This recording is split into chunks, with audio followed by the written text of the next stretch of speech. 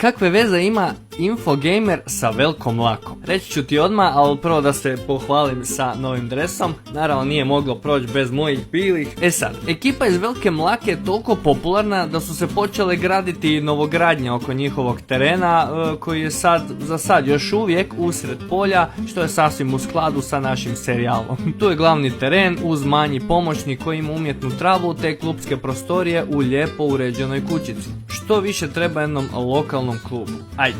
Grb kluba je predivan. Crni rub na kojem piše ime kluba i godina osnutka, a unutra je prava umjetnost. Šahovnica koja dijeli scenu sa predivnom crkvom Svete Barbare koja se nalazi u Veljkoj Mlaci. Moram tu pohvaliti i cijeli vizualni identitet kluba, zbilja prate svoje boje što se može vidjeti na svakom koraku. Tu je čak i web shop preko kojeg možete kupiti njihovu opremu, sve, doslovno sve, što je predivno, tako da možete doći do dresa. Kako kaže himna Mlake, nema tu baš puno mjesta za protivnike, svaka čast na trudu. Dres je također svojevrsno čudo. Ovdje vidimo crni dres marke Jako uz crvene detalje na kojima se ne vidi sljedeća, pazite ovo. Ovdje pak možemo vidjeti još jedan dodatak, print crkve Svete Barbare na samom dresu. Obožavam ovakve detalje, ovo mi je to. Još bolje se taj detalj vidi na gostujućem bijelom dresu. Gledajući Mlaku kako se trude od detalja i svega, zadobili su moj respekt do kraja. Još ako pogledamo njihovu Facebook stranicu,